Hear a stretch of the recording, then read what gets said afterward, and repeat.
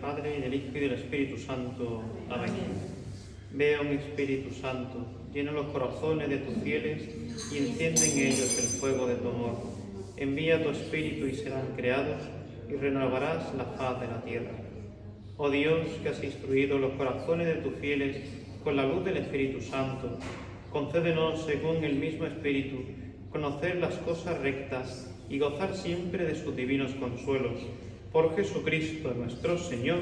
Amén. Ave María Purísima.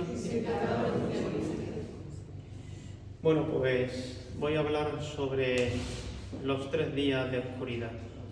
Para entender estos 3 días de oscuridad de los que nos habla, pues en primer lugar, las Sagradas Escrituras como fuente primaria, pero sobre todo esta reflexión nace de algunos mensajes particulares que han recibido pues santos recientes, cercanos a nosotros en el tiempo, como es el caso de Santa Faustina Kowalska y también y sobre todo el padre San Pío de Pietrelcina, entre otros místicos del siglo XIX, ¿no? Entonces, actualmente las cartas de San Pío de Pietrelcina están en estudio por parte del Vaticano, de la Santa Sede, ¿no? Entonces, en primer lugar, estos 3 días de oscuridad en realidad son el culmen de un proceso, ¿no?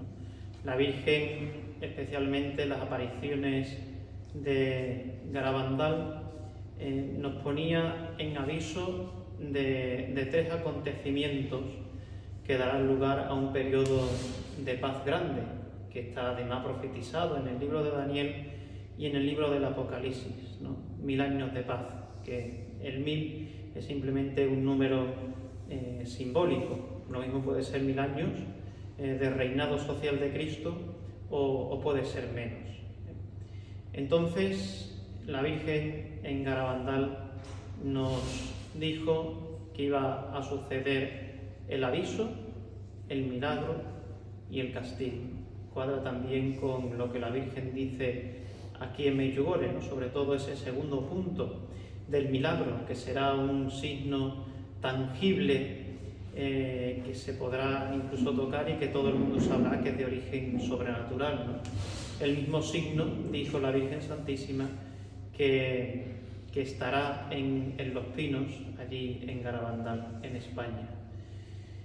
Pero antes del milagro, que digamos como el suceso central, ¿no?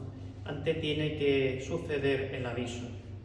El aviso está relacionado con la iluminación de conciencia, que muchas personas, incluso aquí en Medjugorje, pues han experimentado esta iluminación de conciencia, que consiste en que el tiempo se detiene y uno ve con los ojos de Dios el estado de su alma, cómo marcha su vida, ¿no? Entonces, las personas que han tenido esta experiencia de la iluminación de conciencia, pues es bastante doloroso, porque uno ve ya con toda claridad cómo está el estado de su alma, ¿no? Es decir, la iluminación de conciencia podríamos decir que es un adelanto del juicio particular. Las personas, cuando mueren, en ese mismo instante y en el mismo lugar donde sucede la muerte, es el juicio particular, ¿no? Uno ve con toda claridad cómo han sido sus pensamientos, palabras, obras y omisiones a lo largo de toda la vida, tal y como lo ha visto Dios, ¿no? Eso es el aviso, el primer parte. El segundo será el milagro, es decir, Dios como que nos va a conceder 2 oportunidades para la conversión, para que volvamos a Él, ¿no? Ya de forma clara, ya no solamente con anuncios que están clarísimamente en las Sagradas Escrituras, Antiguo y por supuesto Nuevo Testamento, en la doctrina y el magisterio de la Iglesia, en las apariciones marianas y de Cristo, sino que ya va a ser algo, un signo extraordinario, ¿no? Con ese aviso y con ese milagro. Aquellos que tengan el corazón tan duro que ni siquiera ni con el aviso ni con el milagro se conviertan, pues entonces llegará el castigo. Ese castigo es Está, por supuesto, en las Sagradas Escrituras. Ahora voy a leer un texto del libro del Apocalipsis, Mateo 24. Y además, el Papa San Juan Pablo II, en una ocasión, pues le pidieron por favor que dijera, aunque sea alguna cosa, por mínima que fuera, del tercer secreto de Fátima, y él dijo que habrá una ola tan grande que matará a millones de personas por segundo, ¿no? Refiriéndose a Europa, ¿no? Un castigo a Europa. Es decir, algo pues desolador. Incluso la Virgen en Garabandal, pues a los videntes le avisa que bueno, que compren casas en Garabandal, que allí la ola no llega, ¿no? Entonces, bueno, pues cuadra eso con lo que os voy a leer de las Sagradas Escrituras, con Garabandal, el tercer secreto de Fátima y por supuesto el libro del Apocalipsis, ¿no? Que es donde ahí está contenido todo cómo será el final de los tiempos, ¿no? Y esas 7 cartas a la Iglesia, cada iglesia es como una etapa de la historia de la Iglesia, que eso podemos verlo ahora nosotros en perspectiva, después de 2000 años, ¿no? Los primeros cristianos no tenían esa capacidad de perspectiva, ¿no? De ver el libro del Apocalipsis como un cumplimiento paulatino de todas esas profecías del último libro de la Biblia, ¿no? Entonces el Padre Pío, San Pío de Pietrelcina, es el que recibe más mensaje, digámoslo así, más información de cómo será esa purificación final, ese último punto del castigo, en el que pues consistirán en 3 días de oscuridad total, donde los que se salven, pues lógicamente tienen que estar en gracia de Dios y encerrados en su domicilio, en sus casas, sin abrirle absolutamente a nadie y venerando la imagen de Cristo crucificado y iluminados por las luces de las velas bendecidas.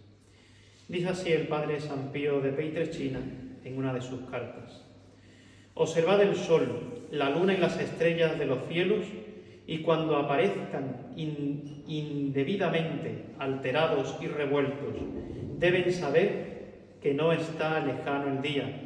Permanezcan unidos en la oración y vigilantes hasta que el ángel de la destrucción haya pasado de vuestra puerta. Rueguen para que esos días sean cortos. Una y otra vez he avisado a los hombres a menudo. Les he dado oportunidades especiales para volver al verdadero camino. Pero ahora la perversidad ha alcanzado su punto máximo y el castigo no puede aplazarse por más tiempo.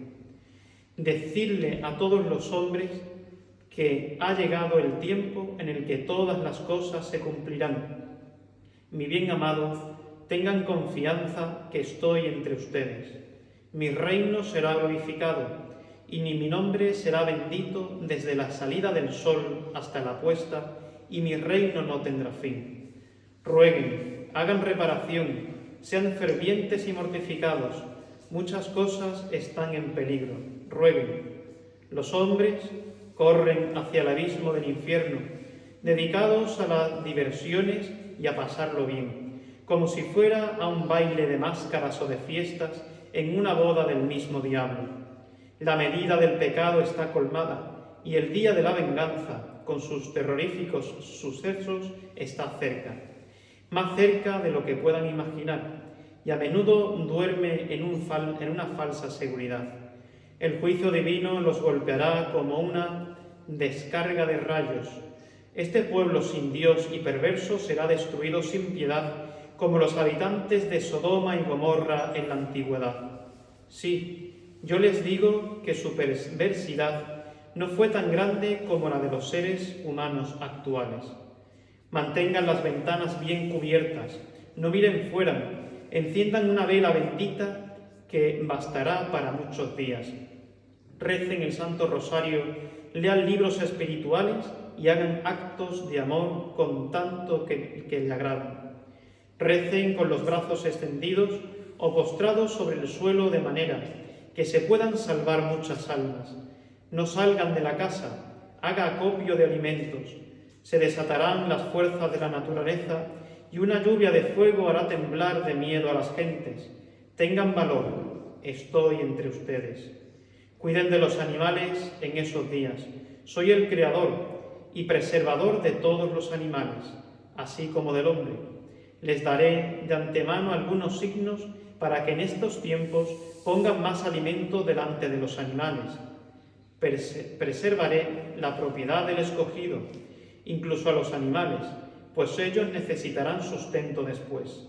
Que nadie atraviese los recintos ni salgan incluso para alimentar a los animales. El que dé un paso fuera perecerá. Cubran las ventanas cuidadosamente. Mi escogido no deberá ver mi ira santa. Tengan confianza en mí. Yo seré su protección. Su confianza me obliga a ir en su ayuda. La hora de mi llegada está cerca, pero mostraré misericordia. Los tiempos serán testigos de los más terribles castigos. Mis ángeles, que serán los ejecutores de este trabajo, están preparados con sus afiladas espadas. Tendrán especial cuidado en aniquilar a todos aquellos que se burlan de mí y no creen en mis revelaciones. Huracanes de fuego se derramarán a través de las nubes y se extenderán por toda la tierra durante 2 días. Una lluvia ininterrumpida de fuego tendrá lugar. Empezará durante una noche muy fría, y todo esto para probar que Dios es el dueño de la creación. Y a aquellos que estén en estado de gracia no les sucederá ningún mal, ni tampoco a los que busquen la protección de mi bendita Madre, María Santísima. Para que estén preparados para estas visitas, les daré los siguientes signos e instrucciones. La noche será muy fría, el viento rugirá, y a continuación se oirán rayos y centellas. Cierren las puertas y ventanas, y no abran a nadie fuera de la casa. Arrodíllense delante de un crucifijo, arrepiéntanse de sus pecados y pidan la protección de mi bendita Madre María Santísima. No miren durante el terremoto, porque la cólera de Dios es santa. El viento traerá consigo gases envenenados que serán difundidos sobre la tierra entera. Aquellos que sufran y mueran inocentemente serán mártires y estarán conmigo en mi reino. Satanás triunfará, pero al cabo de 3 noches el terremoto y el fuego cesará. Después de estos días el sol volverá a brillar y los ángeles descenderán del cielo y extenderán el espíritu de la paz sobre la tierra. Un sentimiento de inmensa gratitud tomará posesión de aquellos que sobrevivan en esta terrible prueba. El castigo más amenazador con el que Dios haya visitado a la tierra desde la creación. Pronto caerá sobre el mundo entero el más terrible castigo, como nunca antes ha sido testigo. Un castigo terrible que nunca antes se ha experimentado, con que la indiferencia miran los hombres estas cosas que con tan pronto caerán sobre ellos. Contrariamente a los que esperan, con qué indiferencia se preparan para estos inauditos hechos por los cuales tendrá que pasar en breve. El peso de la divina balanza ha alcanzado la tierra. La ira de mi Padre se derrama sobre el mundo entero. Estoy de nuevo avisando al mundo a través tuyo, como a menudo he hecho en otros tiempos. Los pecados de los hombres se han multiplicado sin medida, las irreverencias en las iglesias, orgullo pecaminoso cometido en fingidas actividades religiosas, faltas de amor fraterno, indecencia en el vestir, especialmente en los lugares de veneración. El mundo está lleno de iniquidades. Esta catástrofe caerá sobre toda la tierra como un chorro de luz, en cuyo momento la luz del sol de la mañana será resplendida por profunda oscuridad. Nadie deberá abandonar la casa ni mirar a través de las ventanas, desde aquel momento en adelante. Yo mismo vendré entre el trueno y el relámpago. El perverso contemplará mi divino corazón. Habrá gran confusión a causa de esta profunda oscuridad en la cual la tierra será envuelta y muchos morirán de miedo y desesperación. Aquellos que hayan luchado por mí recibirán gracias de mi divino corazón y el grito de «¿Quién como Dios?» servirá de medio de protección para muchos. Sin embargo, muchos se quemarán en los campos como hierba seca. Los sin Dios serán aniquilados, de manera que el justo después podrá empezar de nuevo. Durante el día, pronto como la contempla oscuridad se haya introducido, nadie abandonará la casa, ni deberá ver a través de la ventana. La oscuridad durará un día y una noche, seguido por otro día y otra noche y otro día. Pero en la noche siguiente el sol se levantará y será primavera. En los días de oscuridad mis escogidos no deberán dormir como los discípulos en el huerto de los olivos. Orarán incesantemente y no serán defraudados por mí. Reuniré a mis escogidos. El mismo infierno se creerá estar en posesión de toda la tierra, pero yo la reclamaré. ¿Piensan quizás que yo permitiré a mi Padre que tan terribles castigos cayeran sobre el mundo si el mundo volviera a la iniquidad, a la justicia? Pero a causa de mi gran amor será permitido que estas aflicciones caigan sobre el hombre, aunque muchos renegarán de mí. Aún millares de almas serán salvadas por ellos. Ningún entendimiento humano puede sondear la profundidad de mi amor. Recen, recen, deseo sus oraciones. Mi querida Madre Santísima, San José, Santa Isabel, San Conrado, San Miguel, San Pedro, Santa Teresa y vuestros ángeles custodios serán sus intercesores. Implórenle su ayuda.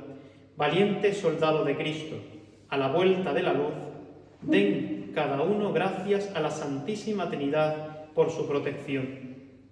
La devastación será grande, muy grande, pero yo, su Dios, habré purificado la tierra.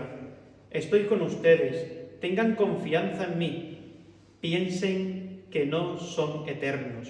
Piensen que el tiempo es breve. Si piensan que esto es para que cambien, para que su vida sea amor.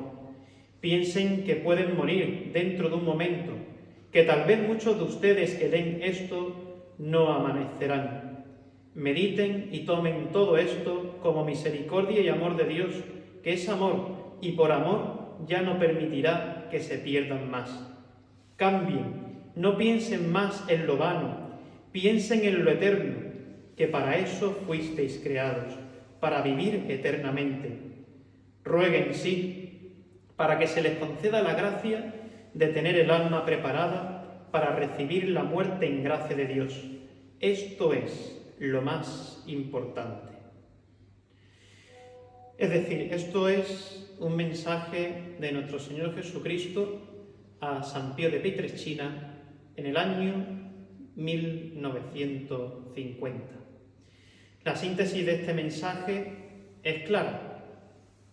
El mal se ha extendido ya por todo el mundo, la maldad, el pecado, la persecución a los hombres que quieren vivir agradando a Dios, y Dios en favor de los justos, en favor de los que adoran su nombre, en favor, como dice el libro del Apocalipsis, que han conservado el testimonio de Jesucristo, es decir, en favor de los que son fieles. Ya Dios, como en tiempos antiguos, como dice aquí el Señor a San Pío, como en tiempos de Sodoma y Gomorra, como en los tiempos de Noé, no puede permitir más que los malvados, los inicuos, los satanistas, los masones, etcétera, etcétera, puedan seguir oprimiendo a su pueblo elegido. Por eso es como en los tiempos de Noé, como en los tiempos de Sodoma y Gomorra, una limpieza para que el justo resplandezca y sea salvado por su Dios, que Dios nos promete siempre fidelidad, protección y bienestar, ¿no? Por eso hay que leerlo en esa clave del amor de Dios. Y como el Señor, como repite muchas veces aquí, los que estéis en gracia de Dios, no os preocupéis. Durante esos días se cierran las puertas, las ventanas, no se le abre a nadie, y esos 3 días se está en oración y confiando en Dios. Y el Señor nos ama tanto que no quiere que lo veamos tan enfadados. Por eso nos quiere que miremos por la ventana, y quien mire por la ventana caerá muerto al momento, como le pasó a la mujer de Abraham, que quiso ver el castigo de la ira de Dios, y entonces cuando se volteó se convirtió en una estatua de sal. El Señor nos quiere que lo veamos tan enfadado porque Él es puro amor, pero precisamente porque es amor y ama y es fiel a sus elegidos, tiene que hacer esta limpieza, digámoslo así. Ya lo ha hecho muchas veces Dios a lo largo de la historia de la salvación. Ahora, las dos grandes preguntas es, esta revelación que está en estudio en la Santa Sede, ¿tiene veracidad? Es decir, ¿esto es real? ¿Está en la Sagrada Escritura, en la Palabra de Dios, en el Magisterio de la Iglesia, etcétera, etcétera? Pues curiosamente sí, ¿no? Os leo el primer texto, que es el más breve, del libro del Apocalipsis. Lo tengo aquí preparado. Apocalipsis 6, versículo 12 en adelante, el sexto sello del Apocalipsis. Vi cuando abrió el sexto sello, el ángel. Se produjo un gran terremoto. El sol se puso negro como un sayal de pelo. La luna entera se tiñó de sangre y las estrellas del cielo cayeron a la tierra como caen los higos de una higuera cuando la sacude un huracán. Desapareció el cielo como un libro que se enrolla y el monte e islas se desplazarán de su lugar. Los reyes de la tierra, los magnates, los generales, los ricos, los poderosos y todos, esclavos y libres, se escondieron en las cuevas de entre las rocas y decían a los montes y a las rocas: caed sobre nosotros y ocultadnos a la vista del que está sentado en el trono y de la ira del Cordero, porque ha llegado el gran día de su ira, y ¿quién podrá mantenerse en pie? Es decir, aquí la palabra de Dios nos relata de forma sintética lo que de forma más extendida nos dejó San Pío de Pietrelcina en su carta. Prácticamente, exactamente lo mismo.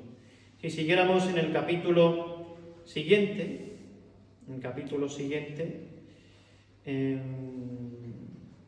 ahí se me movió. El capítulo 7 ya serían los 144.000 sellados.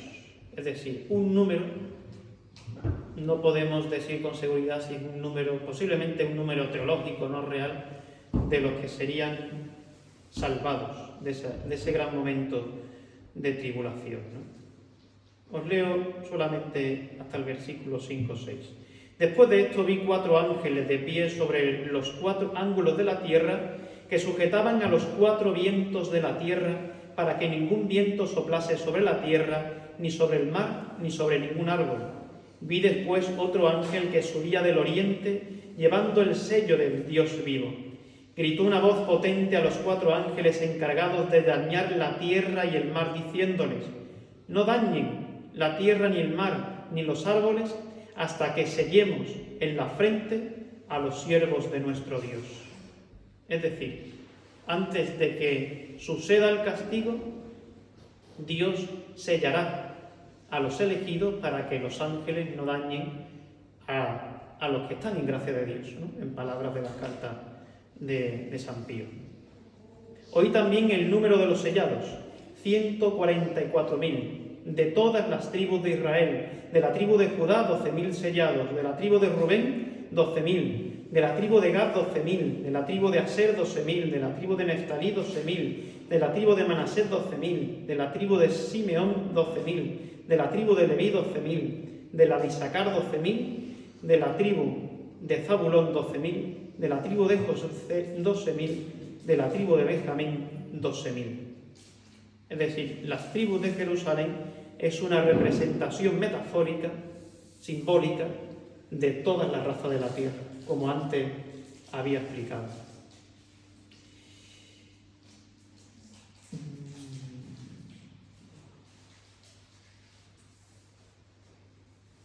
Y después, bueno, pues sigue, digamos, relatando los salvados, después las 4 trompetas del Apocalipsis, que van castigando varias zonas de la puerta de la tierra, Y así sigue pues el relato, ¿no?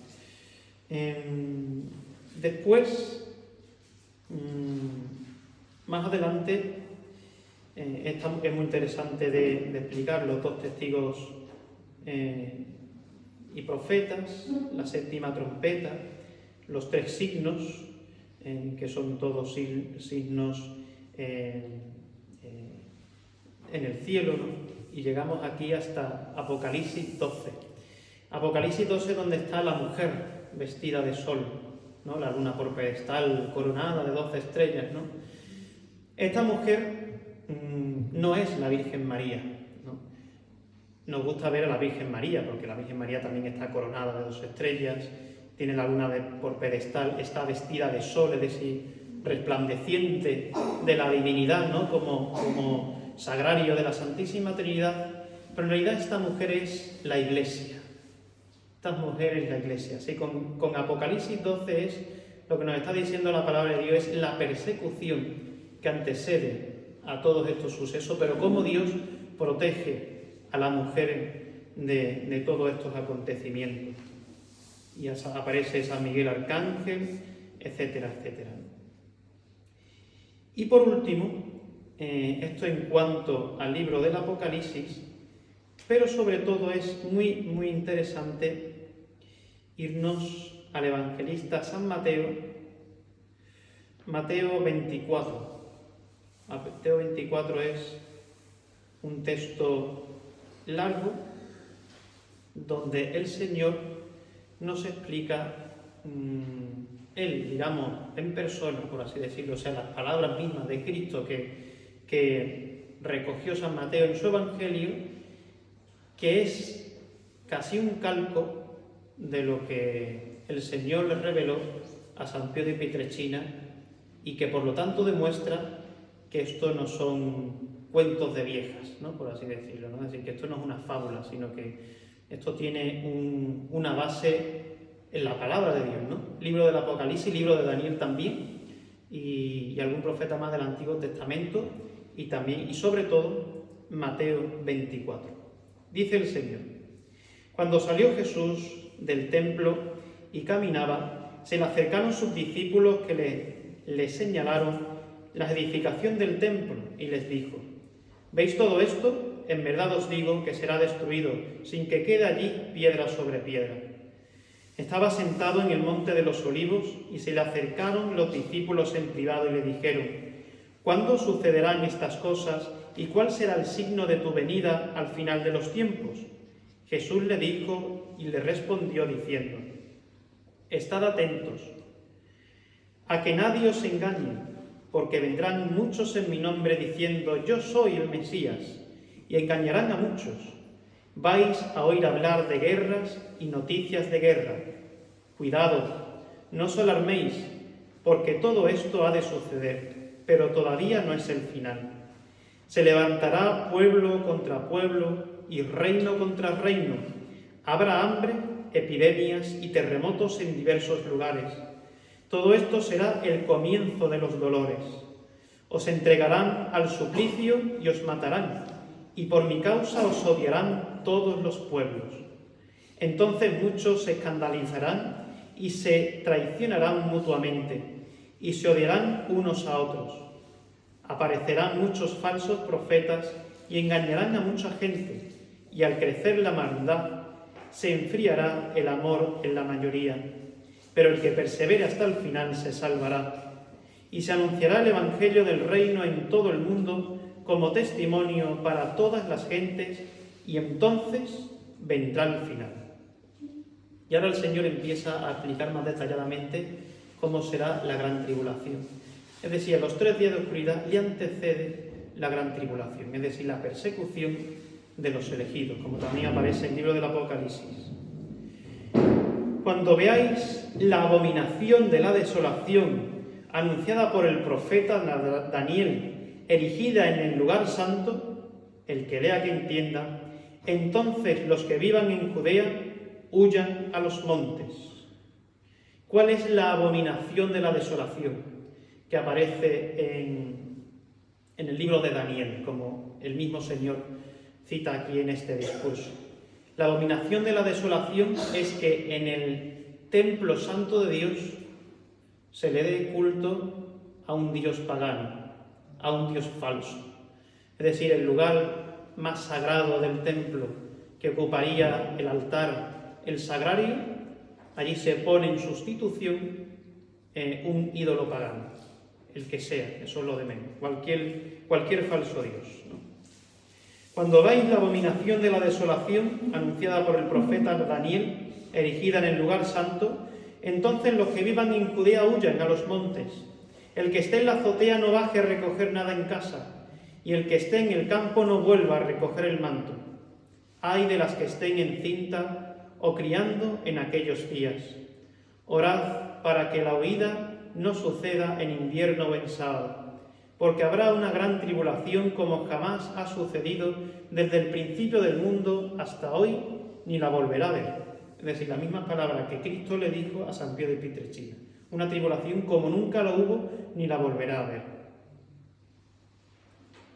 Y además el Señor a San Pío le dijo, muy parecido a lo que aquí dice el Señor, o sea, el que donde te pille, ahí te quedas. Te encierras en tu casa y no vayas a ningún lado, ¿no?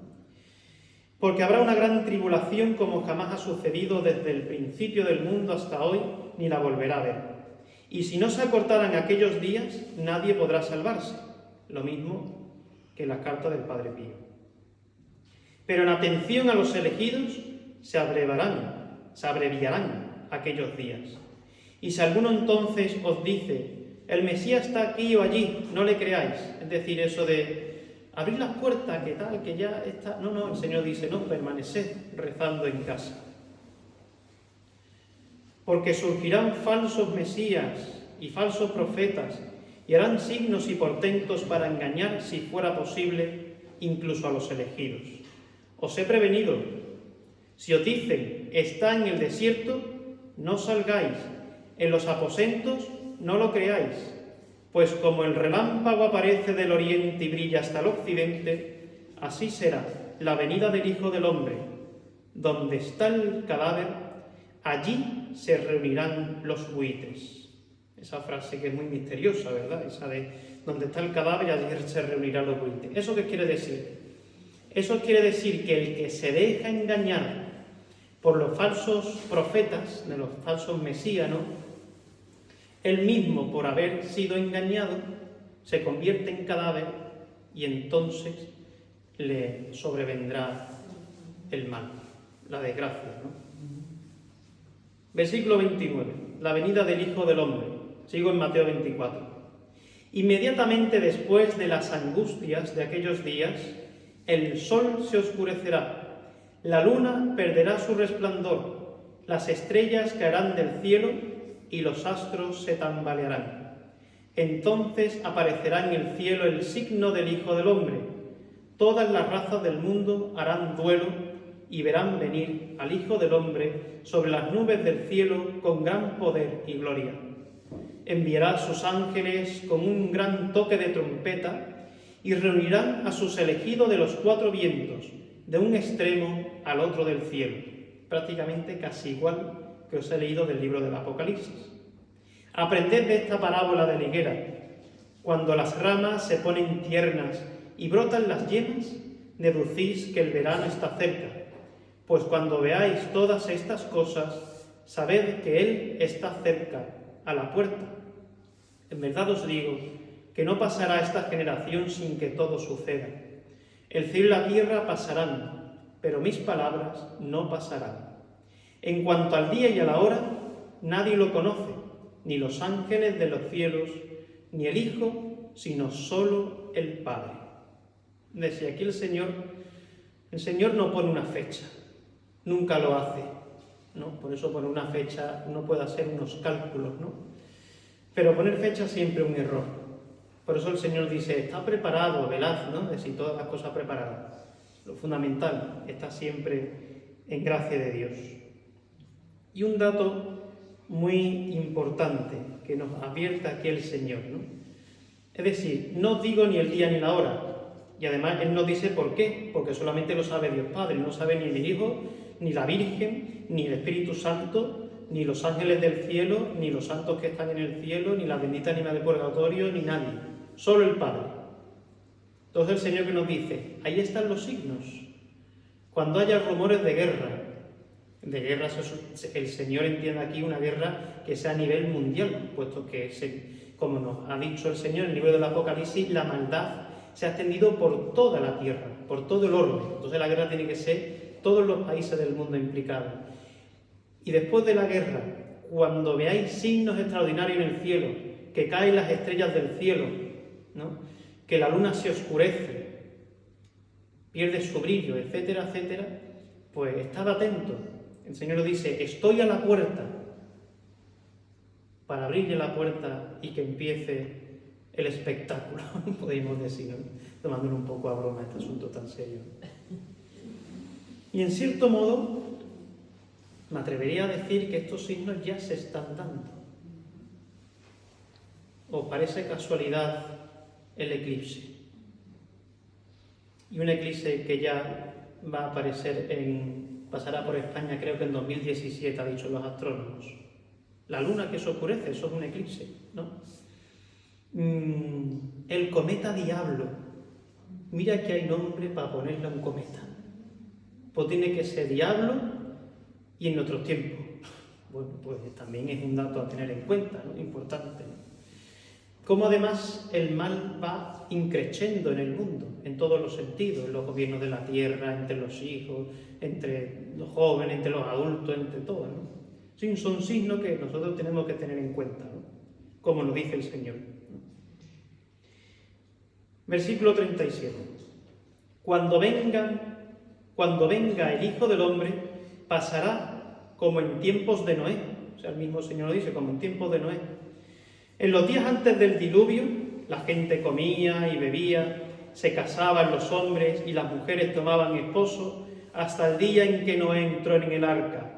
Y cuando menos lo esperaba, llegó el diluvio y se los llevó a todos.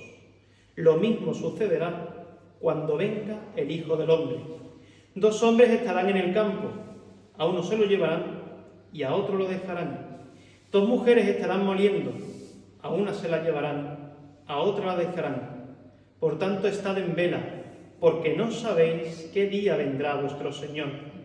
Comprended que si el dueño de la casa sabe a qué hora viene el ladrón, estaría en vela y no dejaría que abrieran un boquete en su casa. Por eso, estad también vosotros preparados, porque a la hora que menos penséis, viene el Hijo del Hombre. ¿Quién es el criado fiel y prudente a quien el Señor encarga dar la servidumbre y la comida a sus horas? Bienaventurado ese criado, si el Señor al llegar lo encuentra portándose así. En verdad os digo que le confiará la administración de todos sus bienes. Pero si dijera aquel mal siervo para sus adentros, mi Señor tarda en llegar, y empieza a pegar a los compañeros, a comer y a beber con los borrachos, el día en que menos se lo espere, llegará el amo, y les castigará con rigor, y le hará compartir la suerte de los hipócritas. Allí será el llanto y el rechinar de dientes. Y ahora pasa al capítulo 25, que empieza con la parábola de las 10 vírgenes, es decir, las 5 vírgenes prudentes, las imprudentes. O sea, el Señor sigue poniéndonos parábolas, es decir, nos suelta el discurso. Y ahora, para que nosotros entendamos el discurso, nos pone ejemplos, ¿no? Entonces el Señor lo hacía mucho, ¿no? Todos conocéis las parábolas de las 10 vírgenes, las 5 prudentes y las 5 necias. Las que fueron prudentes, es decir, los cristianos que están con su lámpara encendida, es decir, con la llama de la fe encendida, con su alma en gracia de Dios, ¿no? Encerrados en sus casas, con la luz encendida, ¿no? Sí, es muy interesante el símil que podemos hacer, ¿no? Entonces, cuando venga su Señor, le diga, ya podéis salir de vuestras casas. Pues entonces, saldrán de sus casas y será muy grande la gratitud al Señor. Ahora, aquel que no se tomó en serio la palabra de Dios, porque esto no es simplemente unas cartas de San Pío de Petrechina o unos mensajes de la Virgen Santísima en Garabandal y en Medjugorje, sino que esto es palabra de Dios, o sea que es mucho más serio, ¿no? Pues pasará como las vírgenes imprudentes. ¡Ay, que no tengo, la vela está apagada! Pues mala suerte, El Señor ya te ha dado muchas oportunidades, ¿no? Y después también el Señor enlaza en capítulo 25 con la parábola de los talentos, ¿no? Que culmina, como sabéis, a quien mucho se le dio, mucho se le exigirá. Es decir, el Señor a nosotros nos va a exigir mucho porque tenemos mucha formación cristiana. Y después, capítulo 25 culmina con el juicio de las naciones, cuando el Señor dice, separará a las ovejas de las cabras, ¿no? Y ya sabemos cómo es todo ese relato. Y ya inmediatamente en el capítulo 26 de San Mateo es la conspiración de los jefes, es decir, ya son todos los preparativos para la pasión de Cristo. La unción en Betania, cuando se derrama ese nardo caro sobre los pies del Señor, la traición de Judas, la última cena, y ya la oración de Getsemaní, ya todo lo que es la pasión de Cristo. Pues también es muy interesante porque si nos vamos a la segunda carta a Timoteo, nos dice también unos mensajes muy interesantes aquí el Señor, a través del apóstol San Pablo. Y aquí recurro a un texto que es mucho más antiguo que el Evangelio de San Mateo y mucho más antiguo que el libro del Apocalipsis, que es la segunda carta a Timoteo. San Pablo describe cómo será también el final de los tiempos. Es decir, esto nos ayuda a tener en cuenta este texto del Nuevo Testamento, que es palabra de Dios, nos ayuda a seguir haciendo en nuestra vida cotidiana un examen de conciencia de cómo van los acontecimientos, que es lo que nos ha dicho el Señor que tenemos que hacer, ¿no? Segunda carta de Timoteo, capítulo 3. Voy a leer el capítulo 3 entero.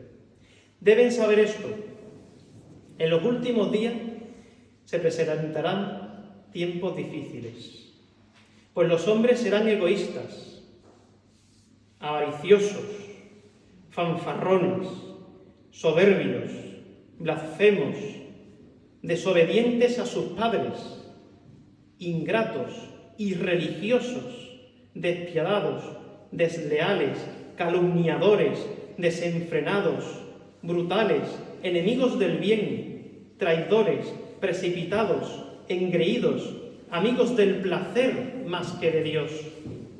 Tendrán la apariencia de piedad, pero habrán renegado de su fuerza. Apártate también de estos. A este grupo pertenecen los que se introducen en casas y cautivan a mujerzuelas cargadas de pecados, arrastradas por pasiones de todo tipo, que siempre están aprendiendo y nunca logran llegar al conocimiento de la verdad. Lo mismo que Yamné y Yambrés se opusieron a Moisés, así también estos se oponen a la verdad. Son hombres de mente corrompida, descalificados en lo que se refiere a la fe, pero no irán adelante, pues su estupidez será notoria a la vista de todos, como lo fue también en aquellos. Tú, en cambio, me has seguido en la doctrina, las conductas, los propósitos, la fe, la magnanimidad, el amor, la paciencia, la perseverancia, los padecimientos, como aquellos que me sobrevinieron en Antioquía, Iconia y Listra. Qué persecuciones soporté, y de todas me libró el Señor. Por otra parte, todos los que quieran vivir piadosamente en Cristo Jesús serán perseguidos. Palabra de Dios. Esto no es don Rubén. Todos los que quieran vivir piadosamente en Cristo Jesús serán perseguidos. Pero los malvados y los embaucadores irán de mal en peor, engañando a los demás y engañándose a ellos mismos. Tú, en cambio, permanece en lo que aprendiste y creíste, consciente de quiénes lo aprendiste y que desde niño conoces las Sagradas Escrituras y que ella puede darte la sabiduría que conduce a la salvación por medio de la fe en Cristo Jesús. Toda escritura es inspirada por Dios y es también útil para enseñar, para arguir, para corregir, para educar en la justicia, a fin de que el hombre de Dios sea perfecto y esté preparado para toda obra buena. Capítulo 4. Te conjuro delante de Dios y de Cristo Jesús, que ha de juzgar a vivos y muertos por su manifestación y por su reino. Proclama la palabra, insiste a tiempo y a destiempo, arguye, reprocha, exhorta con toda magnanimidad y doctrina. Muy importante, porque vendrá un tiempo en que no soportarán la sana doctrina, sino que se rodearán de maestros a medida de sus propios deseos, de lo que les gusta oír, apartando su oído a la verdad, se volverán a las fábulas. Pero tú sé sobrio en todo, soporta los padecimientos, cumple con tu tarea de evangelizador, desempeña tu ministerio, pues yo estoy a punto de ser derramado en libación y el momento de mi partida es inminente. He combatido el noble combate, he acabado la carrera, he conservado la fe. Por lo demás me está reservada la corona de justicia que el Señor justo juez me dará en aquel día, y no solo a mí, sino también a todos los que hayan aguardado con amor su manifestación. Procúralo venir enseguida a mi lado. Ya le da el apóstol San Pablo otras instrucciones a su discípulo Timoteo, ¿no? Entonces, bueno, esto es muy interesante, ¿verdad? Padre, muchas gracias por el agua. ¿Se puede hacer una pregunta o...? Sí, un momento, termino la idea. En síntesis yo os diré, porque humanamente es inevitable preocuparse, ¿verdad? Pero el Señor nos ha dicho que no nos tenemos que preocupar. Así que todo esto tiene que suceder, no sabemos cuándo, intuimos que será pronto. Poner fecha es una temeridad, o sea, no se puede hacer, el Señor, ni siquiera el Señor Jesús lo sabe, ¿no? Pero hay que quedarse o sea, la síntesis del mensaje cristiano es la siguiente. La premisa es que nuestra fe es absolutamente positiva. Absolutamente positiva. Si uno cuando vive la fe está alegre, está contento, en fin, su vida tiene sentido en las alegrías y en las penas de la vida. Y eso es lo que insiste el Señor en su palabra, en las Sagradas Escrituras, el apóstol San Pablo, el libro del Apocalipsis, Mateo 24, las revelaciones privadas del Señor Jesús al Padre Pío, la Virgen Santísima en Garabandal, en Medjugorje, en las apariciones de Japón, que nunca me acuerdo del nombre de la ciudad aquella, ¿no? Todo. Es decir, confiad en Dios. Ustedes están en gracia de Dios, se confiesan con frecuencia, van a la Santa Misa, la adoración, hacen obras de caridad, hacen apostolado, soportan que haya vecinos suyos, amigos, personas de su trabajo que se rían de ustedes por ser creyentes, etcétera, etcétera, pues ya está. Quizá cuando Dios quiera. Como si no lo vivimos, o sea, que eso es lo de menos. Pero sí es verdad que actualmente hay una serie de signos, muchos signos, diría yo, muchos, ¿no? Donde nos dicen que esto, en fin, tenemos una alta posibilidad de que lo vivamos. Yo pienso que sí, El mal está demasiado extendido por la tierra. El Señor nos ama tanto que no puede permitir que su pueblo esté tan oprimido, ¿no? Es una obra del amor de Dios, ¿no? Proteger a sus hijos. Entonces, bueno, pues yo pienso que hasta aquí. No se me ocurre, no me acuerdo de ningún texto más. ¿Puedes preguntar? Gracias. Usted dijo que No se dejen engañar por falsos profetas. Tenemos ya esos falsos profetas entre nosotros y ¿cómo los podemos ver? ¿O no han llegado? ¿Cuándo van a llegar? ¿O ya están entre nosotros esos falsos profetas que vienen a engañar, a desviar, digamos, a los cristianos a creer en, como dice San Pablo, en vientos de doctrina? ¿O tenemos que seguir esperando hasta cuándo? ¿O ya están acá? No, los falsos profetas ya están en marcha. Es decir, ya están en marcha. Siempre han estado en marcha, ¿no? Es decir, lo importante que hay que tener es, en realidad cualquiera puede erigirse, casi sin darse cuenta, en falso profeta. Cualquiera. Incluso una persona de iglesia, incluso un ministro sagrado. La Virgen Garabandal nos lo avisa, ¿no? ¿Por qué? ¿Cuál es la clave? O sea, lo que hay que tener muy claro para que no nos engañen es conocer muy bien los contenidos del catecismo de la Iglesia Católica. O sea, sabérselo de la primera página a la última. Es decir, para que una persona sea católica, o sea, plenamente católica sin lugar a dudas, tiene que creerse, que profesar la fe que viene en el catecismo de la Iglesia Católica, en sus 3 ediciones, San Pío V, San Pío X y San Juan Pablo II. ¿Eso qué quiere decir? Pues un ejemplo que yo siempre pongo. Bueno, y si viene, vamos a ponerlo en el peor de los casos, un obispo, ¿no? O sea, que digámoslo así, la máxima autoridad dentro de la jerarquía católica, ¿no? Que contradice un punto esencial de la fe, ¿no? Como la transubstanciación, el perdón de los pecados en el sacramento de la confesión, el dogma de la Inmaculada Concepción, la maternidad divina de la Virgen, o sea, cualquier cosa, ese ya es un falso profeta, porque contradice la divina revelación. Es decir, la Iglesia tiene en depósito la fe, el depósito fidei, el depósito de la fe.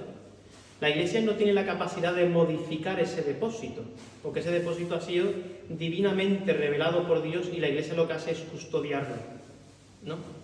Entonces, si alguien se atreve a modificar ese depósito que Dios ha revelado y que pertenece a Dios, no a la Iglesia simplemente lo protege y se lo explica a los hombres, en el catecismo precisamente, pues ese es falso profeta. Pero la Sagrada Escritura no solamente se refiere a los falsos profetas que presentan una religión diferente a la religión revelada en Jesucristo, sino que también se refiere a gobiernos que colaboran en el sometimiento de la población, siempre relacionado con no dar un culto católico. Eso es también falso. O sea, en realidad todos los gobiernos de la tierra son falsos profetas de una forma u otra. Hay un libro que se llama en inglés The Warning, la advertencia, que se ha escrito combinando diferentes ediciones por todo el mundo, incluye Garabandal, no recuerdo qué firma llegó hoy, pero habla de lo mismo, del mismo mensaje, similar a lo que ha dicho, que si va a venir Cristo en la oscuridad, y la razón que vamos a poderlo reconocer porque vamos a poder ver la luz solo por sus huellas. Y que nos va a dar la oportunidad de reflexionar nuestros pecados, claro, y de corregirlos. Y estos que como 6 semanas, y que esos que no quieren, no van a creer, en ese momento van a morir. Pero les van a dar también la oportunidad a todos igual. Sí. Efectivamente, o sea, los 3 días de oscuridad y ese gran castigo que nos habla la palabra de Dios y las apariciones y San Pío de Pietrelcina y todo eso, es decir, antes ha habido 2 señales grandes de la misericordia de Dios: el aviso, la iluminación de conciencia, el milagro que será tangible en Garabandal y en Medjugorje, Y ya después, o sea, después ya de esas dos oportunidades tan evidentes de la asistencia de Dios, que no haya querido convertirse a Dios, ya es que Dios ya, o sea, su infinita misericordia ya lo ha dado todo, lo ha dado todo. Pero claro, Dios nos ha creado libres y Dios no puede obligarnos. Por eso tiene que ser algo libre del hombre volver a Dios, ¿no? Por allí, por allí. Sí, padre. Sí, ¿podría ampliar un poquito la explicación de Mateo 24 de la abominación de la desolación? La abominación de la desolación es unos acontecimientos que ya se dieron en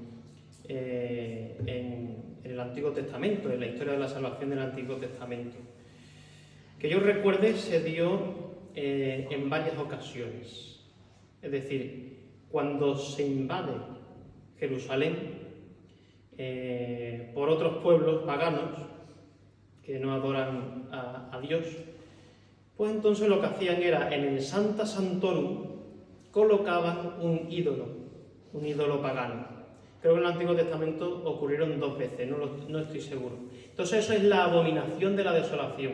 Después de la abominación de la desolación se destruye el templo de Jerusalén, porque queda profanado por una divinidad falsa, y además tanto el Antiguo Testamento como San Pablo lo recuerda, los ídolos, es decir, las imágenes no cristianas, son habitadas por los demonios. Es decir, el demonio, Satanás y sus demonios reciben culto de adoración en las imágenes no cristianas. Por eso es la abominación de la desolación. La última abominación de la desolación fue justo en el año 60 después de Cristo. Que incluso Cristo en el Evangelio de San Lucas, cuando él llora sobre la ciudad santa de Jerusalén porque no ha reconocido el tiempo de su visita, es decir, la visita del Mesías, que es el mismo, pues dice que la rodearán de trincheras, que destruirán toda la ciudad, etcétera, etcétera. Y ahí también se dio la abominación de la desolación. Los romanos pusieron en el Sancta Sanctorum, es decir, en el lugar más sagrado del templo de Jerusalén, a un ídolo romano. Creo que una escultura del emperador. Y justo después, como sucedía anteriormente, quedaba destruido el templo. Actualmente, ¿ha habido abominación de la desolación? Sí, ha habido. Pero no se ha cumplido plenamente la palabra de Dios, porque no ha habido un permiso total, digámoslo así, de la jerarquía católica. Yo recuerde, el primero que se conoce creo que fue en torno a el año 80 o tal, cuando el Papa Juan Pablo II convoca la oración, una oración de todas las religiones allí en Asís, y sin que el Papa San Juan Pablo II lo supiese, se coloca una imagen de Buda sobre un sagrario en el sótano de la iglesia, de allí creo que es basílica, de la iglesia de allí de San Francisco de Asís, sin que el Papa lo supiese. ¿Qué ocurrió? Se desplomó todo el techo de la capilla y se hundió todo, ¿no? Hace poco, hará unos años, en Ceuta, un sacerdote permitió que una procesión de un ídolo pagano entrara en una de las iglesias. Hicieron allí unos bailes y tal, y el sacerdote quedó automáticamente por el obispo suspendido. Suspendió a divino, es decir, no pudo, se le castigó fuertemente. Y después el caso de la Pachamama, en ese caso concreto, pues fue una ofensa grave. Es decir, se introdujo, digámoslo así, en el corazón de la cristiandad, en la Basílica de San Pedro del Vaticano, pues una imagen de un ídolo pagano, de la Pachamama, que es una representación de la Madre Tierra, ¿no?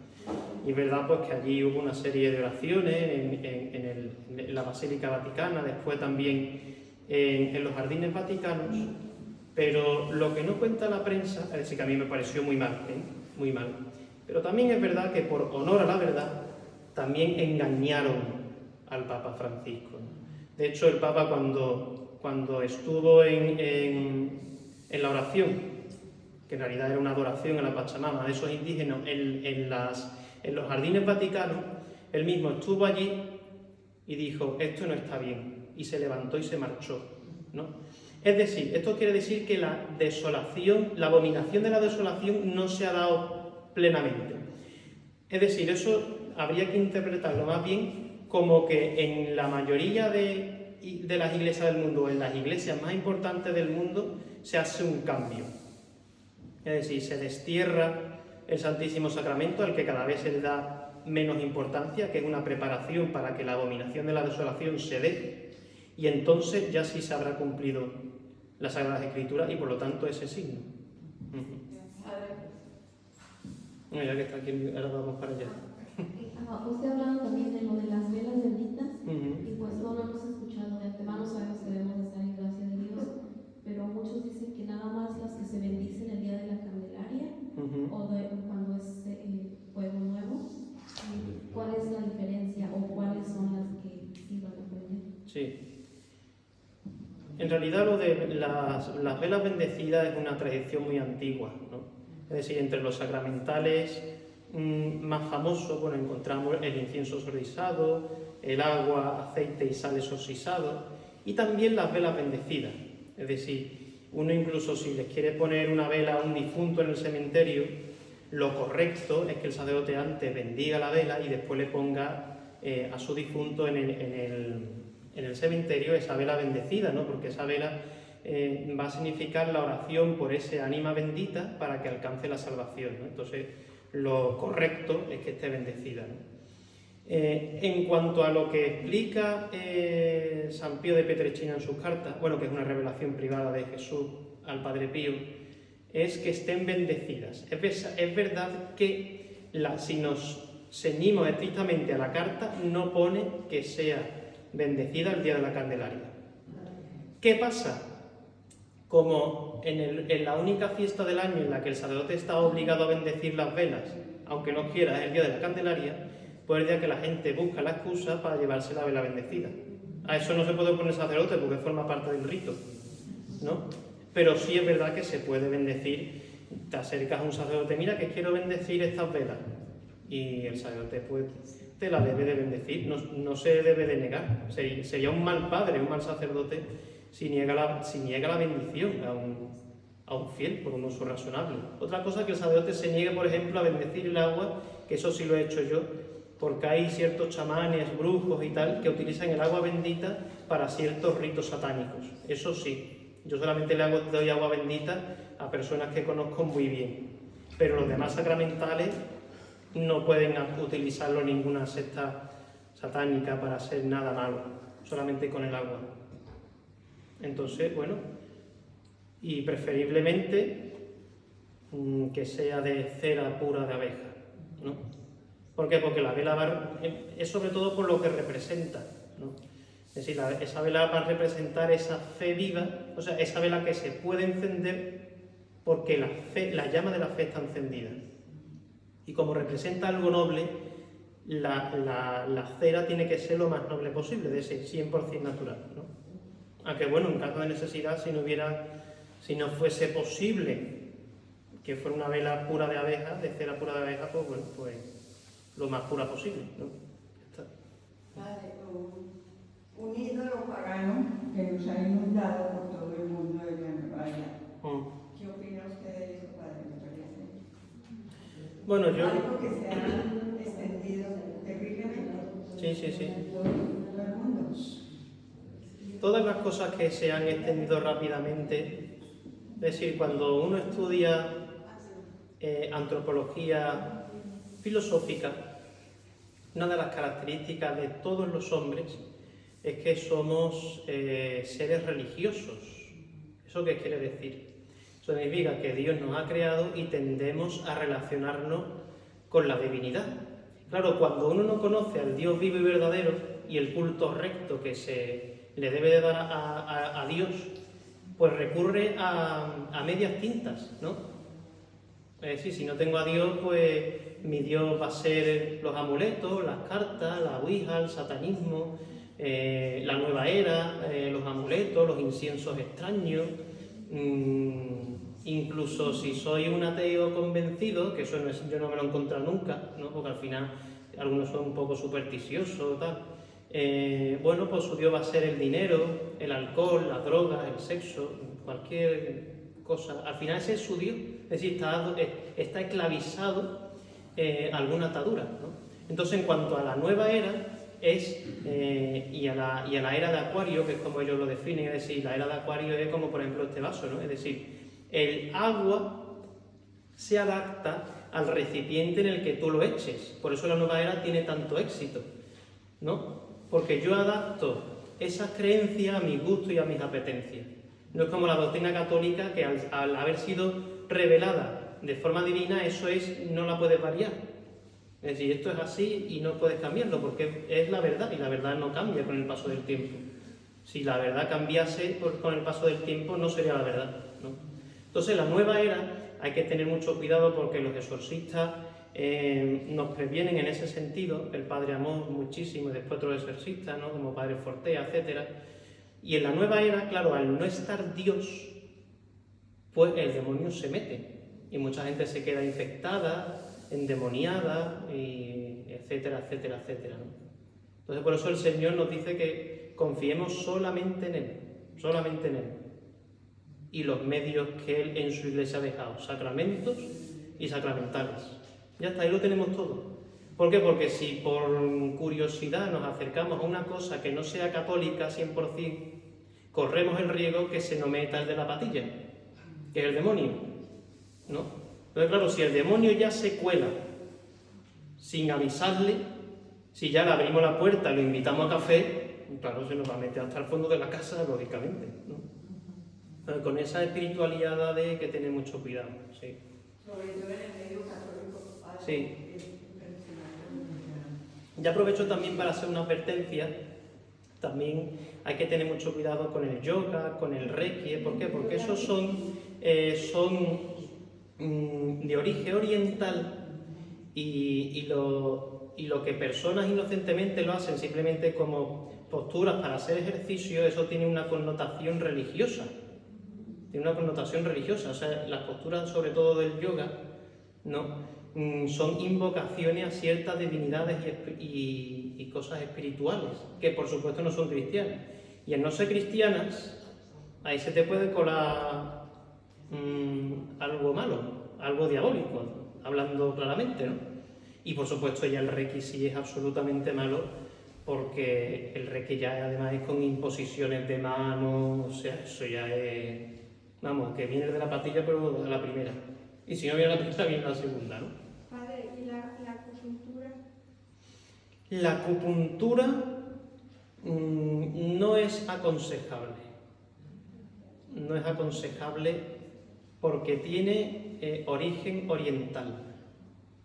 Y claro, todo lo que es origen oriental, o sea, vosotros daros cuenta, China, o sea, el imperio chino y el indio sobre todo China, ha estado separado del resto del mundo casi hasta el siglo XIX. Pero claro, ellos han tenido todo propio, cultura propia, forma de política propia y por supuesto religión propia. Entonces, al ser una cosa oriental que no ha tenido ninguna bendita influencia del cristianismo, al no estar Cristo, el demonio se mete fácilmente. Se puede meter fácilmente. Yo no lo aconsejaría, por si acaso. Yo hacía yoga antes y pues me ayudaba, ¿verdad? Me gustaba. Pero yo empecé como el padre Forte y sacerdotes que he escuchado. Entonces yo dejé de ir a las clases de yoga. Pero cuando yo voy a las terapias físicas me dan algunas posturas que se parecen, que me ayudan, ¿verdad? Que son estiramientos que son similares a la yoga, pero no están como cuando uno va a la clase de yoga, ellos tienen su manera como namaste, y entonces yo antes iba y ellos dicen algo y hacen los dedos, yo no hacía esas posturas y yo esos ejercicios los decía en el nombre de Jesús, ¿verdad? Yo ponía mis manos, yo hago estos ejercicios porque me ayuda, o sea, yo no, mentalmente yo no lo hacía, porque es para relajar el cuerpo, pero también supuestamente la mente, que pues está todo conectado, ¿verdad? Alma, mente y Pero todo eso son sustitutos de la adoración al Santísimo. Es decir, si tú quieres paz interior, vive en gracia de Dios y adora al Santísimo. El Sí, por eso Santísimo. yo paré, pero o sea, como las posturas de los estiramientos que dan los de terapia física, un doctor, Sí. las posturas, dan muchas posturas que son similares como para el dolor de espalda, cuando uno tiene la ciática, que los doctores de terapia física las dan. ¿Eso es malo? Si son terapias físicas de estiramiento solamente, en principio no. Por ejemplo, cosas muy buenas si uno quiere hacer deporte, porque vaya al gimnasio, que haga pilates, que es muy bueno también, Sí. y eso te asegura absolutamente que no tiene ninguna connotación espiritual. Nada, cero. Y ya está. De hecho, Santa Hildegarda dice que es muy importante. Mira, vete para allá, que ya lo levanta primero. Santa Hildegarda, ¿no?, dice que es muy bueno también el ejercicio físico. No debe de ser un absoluto, por supuesto, pero que el cuerpo pues también necesita ejercitarse, claro. Padre, ¿qué otras prácticas no se deben de hacer? Por ejemplo, como hay en Estados Unidos, con las universidades como en Stanford, si vas a terapias, luego te dicen que hagas ejercicio de wellness, yoga, y luego, como ella dice, en las terapias físicas intermeten cosas así que son, que tienen tendencias al yoga. Yo, por ejemplo, yo tuve la necesidad de tener terapias, pero yo fui bien clara con los doctores y les dije, no quiero yoga, no quiero, cuando me querían dar alguna terapia para física, yo, ¿por qué no tiene el derecho de decir no? Yo quiero solamente terapias que sean de estiramiento, pero que no sean de yoga. Quiero terapias nada de acupuntura, nada que tenga que ver que con el tai chi, ni con nada chino. Muy bien. Y sí lo hacen, pero uno tiene que pedirlo. Muy bien, muy bien, muy bien. Sí, yo siempre aconsejo, yo al menos lo intento y sobre todo, hombre, como sacerdote tengo que cuidarme muchísimo más, ¿no?, de ir a médicos que sean plenamente católicos, ¿no? Incluso si una persona cristiana tiene la necesidad de ir a un psicólogo o a un psiquiatra, pues que el psicólogo y el psiquiatra pues sea católico. Yo no sé en Estados Unidos cómo será, pero en mi diócesis pues ahí está la lista, la tiene allí el arzobispado, la lista de psicólogos católicos, que eso no, en fin, se supone que han pasado el filtro y no te van a mandar nada así que sea contrario a la fe. Y si te lo manda, como gracias a Dios lo sabemos, pues por supuesto, pues hasta nos cambiamos de médico y se acabó. Padre, he escuchado que Japón va a tener un gran rol o papel en algún acontecimiento para nosotros. No lo sé relatar, pero ¿sí entiende qué quiero decir con eso? Yo Sobre Japón. No sé ninguna noticia de... Hombre, no me extrañaría porque Japón, desde la bomba de Hiroshima y Nagasaki, tiene su ego herido. Entonces Japón, yo pienso que en cuanto tenga la oportunidad de vengarse de los Estados Unidos, lo va a hacer, ¿no? Pero bueno, es una hipótesis que se me ocurre ahora mismo, ¿eh? Yo no lo sé, ¿no? Padre, hay un documento de la iglesia que se llama Jesucristo portador de agua viva, en donde viene la lista de todas estas prácticas de la nueva era, ¿verdad? Porque la señora de atrás preguntó que qué otras prácticas, y ese es un documento que está muy completo, creo que fue escrito por el Papa Pablo VI. Sí, sería, sí. Posiblemente sería, no conozco el documento, no lo sabía, pero sí, a mí me cuadra perfectamente que sería, digamos, en la última mejor etapa de la Santa Sede, ¿no? O sea, en el pontificado de Juan Pablo II y estando en Doctrina de la Fe Joseph Ratzinger. Sí. Sí, sacaron documentos magníficos, documentos muy buenos.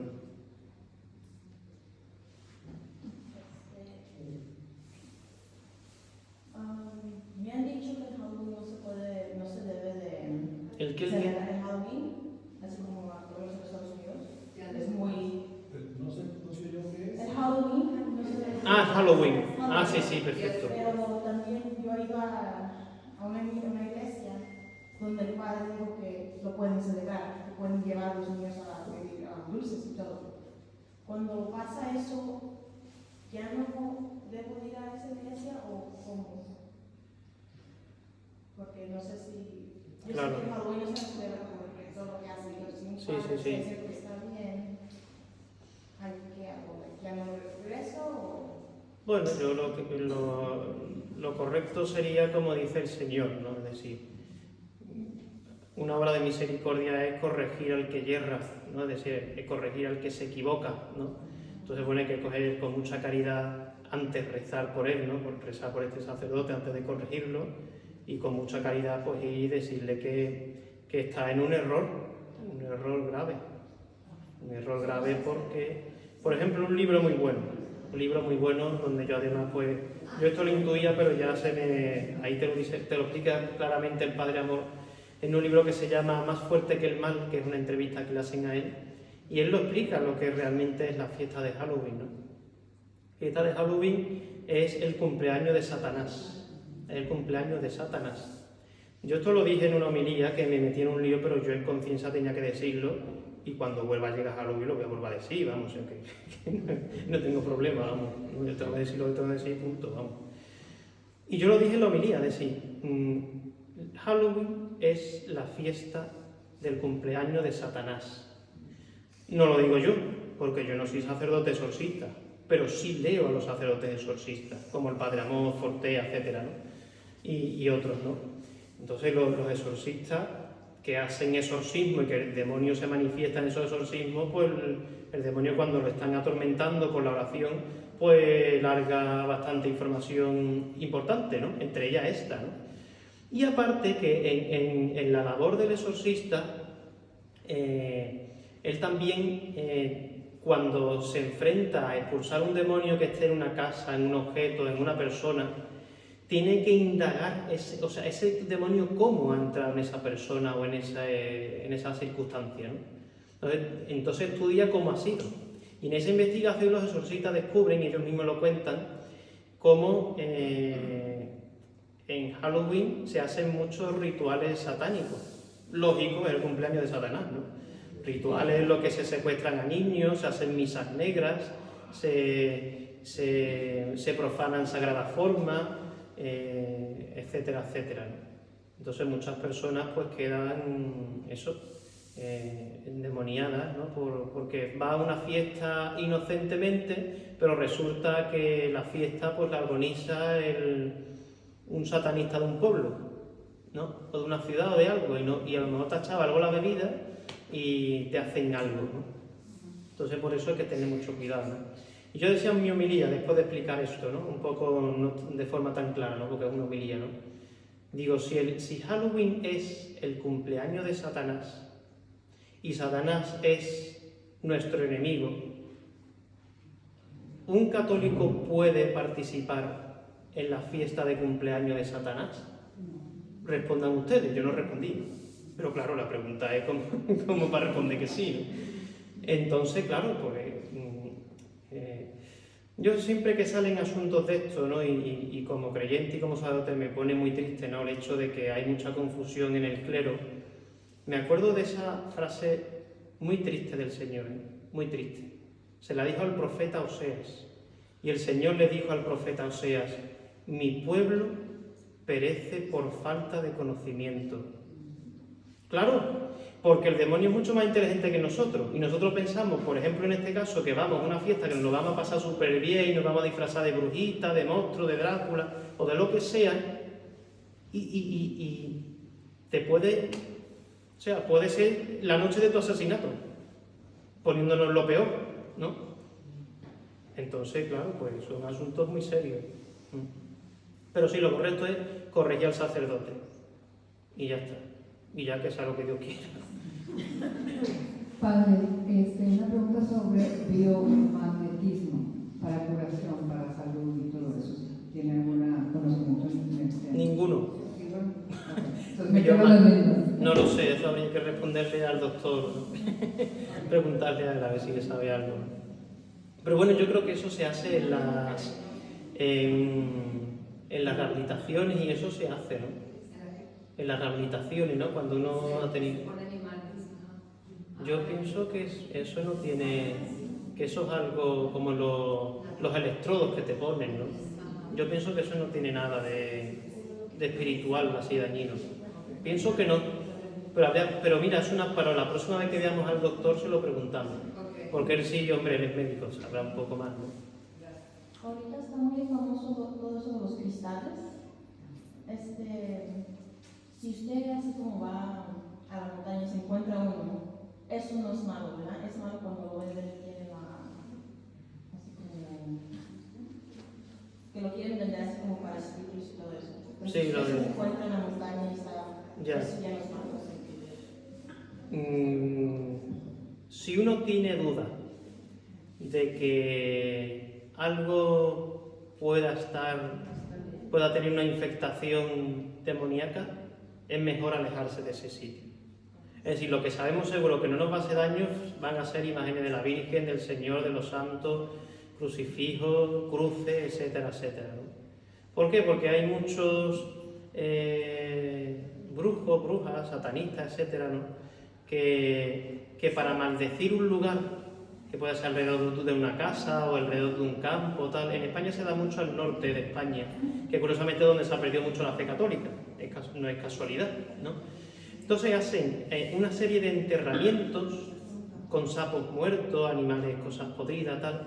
Y cuando uno se encuentre cosas de estas, no debe de tocar absolutamente nada, o sea, se marcha y ya está, ¿no? Entonces, bueno, eso de los cristianos, pues no sé. ¿Y la hipnosis para qué? ¿Perdón? Hipnosis. No, hipnosis totalmente prohibido. Sí, la hipnosis totalmente prohibido porque además la hipnosis es algo muy parecido a lo que hace el demonio en una posesión diabólica, ¿no? Es decir, todo lo que sea que se suprima nuestra voluntad y nuestra libertad, que es un don que Dios nos ha dado, eso el Señor no lo quiere. El Señor no lo quiere. De hecho, una posesión diabólica es eso, la persona está poseída y se queda como dormida y ahora ya el demonio juega con su cuerpo como quiere, ¿no? Entonces la hipnosis es algo muy parecido. Y donde también, claro, que además posiblemente, si la persona que hace la hipnosis pues tiene malas intenciones, pues también puede esa persona quedar endemoniada, claro.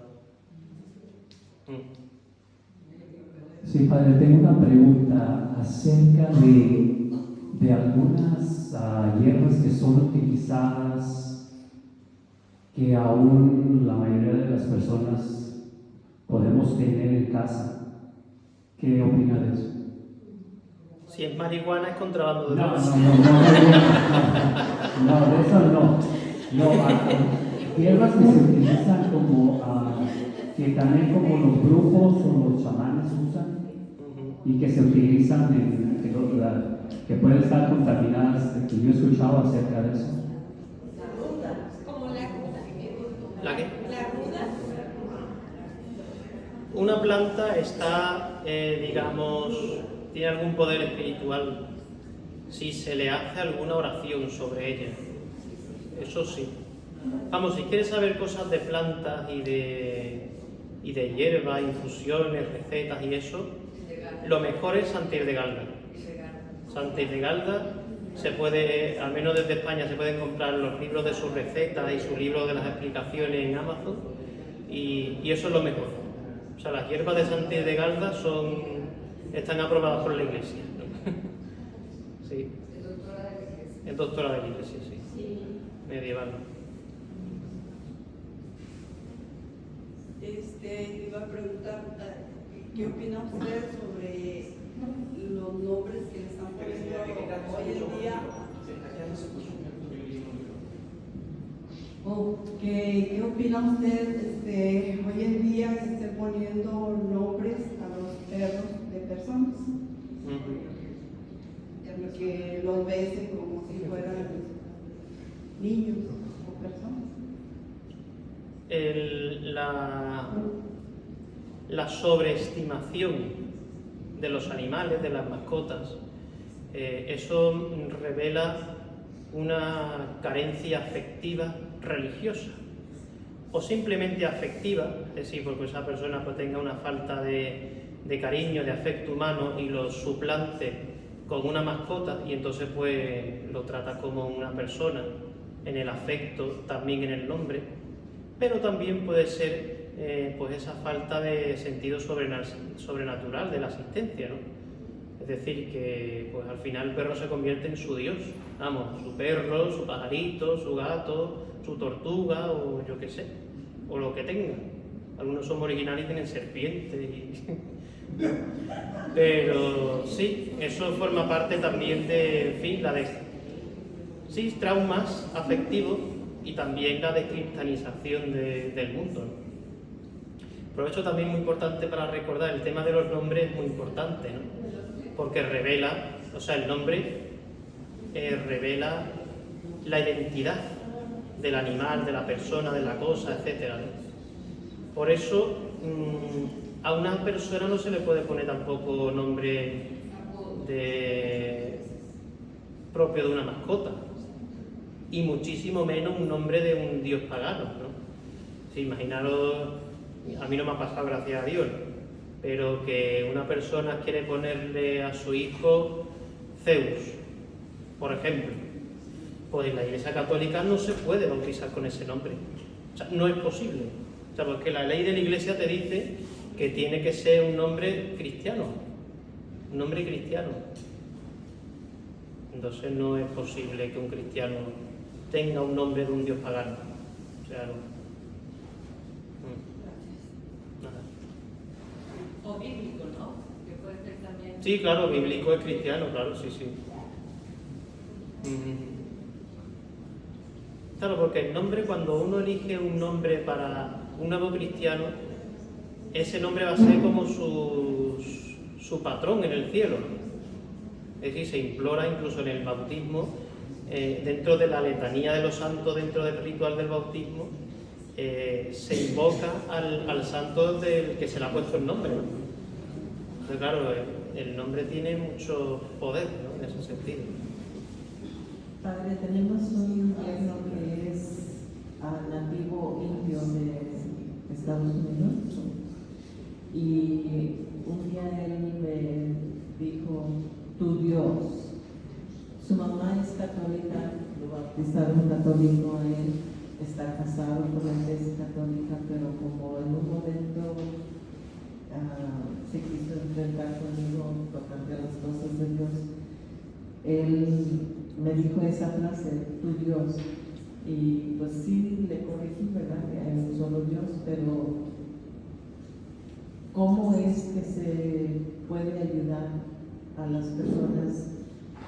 Yo no conozco esa idea o ese sistema de los nativos, ni la historia siquiera de ellos, pero ¿cómo pudiera yo ayudarle a mi yerno? Aparte de la oración, ¿me puede ayudar con eso? Sí. Una vez más, como dice el apóstol San Pablo, la Sagrada Escritura nos da todas las claves para estas respuestas, ¿no?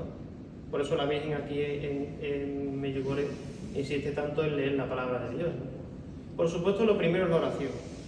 O sea, como decía San José María, todo apostolado empieza con la oración, es decir, encomendar a la persona. Y después con la formación cristiana, ¿no? Es decir, gracias a Dios, como diría el doctor Castañón, pues la fe, o sea, se puede demostrar científicamente que la religión católica es la verdadera. Yo no encuentro una sábana de Turín, ni milagros eucarísticos, ni la Virgen de Guadalupe, cosas parecidas en otras religiones, ni en el Islam, ni en el judaísmo, ni en el budismo, ni en el paganismo, ni en nada. ¿Y por qué recurro a lo de la Sagrada Escritura? Porque en el Antiguo Testamento el profeta Elías, para demostrarle a los Baales, a los que adoraban al dios Baal, era un dios falso, que solamente existía el Dios de Israel, ¿no? Pues entonces dijo, vamos a hacer aquí un sacrificio y aquellos que invoquen el nombre de su Dios y caiga el rayo del cielo para consumir la víctima del sacrificio, pues ese es el Dios verdadero.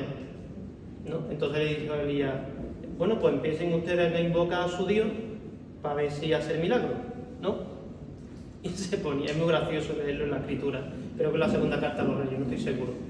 Se ponían allí a invocar a su Dios, ¿no? Y no pasaba nada, venga, más fuerte, y se ponían allí, ya estaban cansados, venga, sigan invocando a su Dios, y eran 6, ya serían, por favor, que responda a Dios a la alta, no sé qué, ¿no? Y al final cayeron allí desmayados, ¿no? Y Elías se puso allí al frente del altar, hizo una brevísima oración, instantáneamente cayó un rayo del cielo y consumió la víctima y se cargó el altar. O sea, para que se quedara claro, ¿no? Entonces esto es muy bueno lo que nos ha presentado el doctor, ¿no? Es decir, la ciencia certifica que estamos en la religión única y verdadera, aparte de todos los motivos teológicos que podemos aportar, ¿no? De la veracidad de nuestra religión, ¿no? Pero la ciencia, ¿quién se va a oponer a la diosa ciencia, ¿no? ¿No? Claro. Cuando uno estudia la Sábana Santa de Turín, la imagen no son restos de sangre, está grabada a fuego. Claro, dices tú, bueno, tú ves la Sábana Santa de Turín al microscopio y está chamuscada. No es sangre. O sea, también hay sangre porque, de la explosión nuclear, ¿no? Pues quedó también impregnada de la sangre que salió de las heridas cuando ya se cicatrizaron, ¿no? Pero la Sábana Santa de Turín, la imagen está grabada a fuego, la imagen de Cristo. ¿Por qué? Porque yo os doy la respuesta, porque el Espíritu Santo entró a toda pastilla, ¿no? Y a toda pastilla, o sea, a toda velocidad, y chamuscó, ¿no? Y quedó impresa la imagen de Cristo. Los milagros eucarísticos, ¿cómo se explica científicamente que un trozo de pan aparentemente desprenda sangre? O la hostia que vimos el otro día, incluso, que después de, ¿cuántos años dijo? 15 años, 10 años, 7 años, había sangre fresca todavía.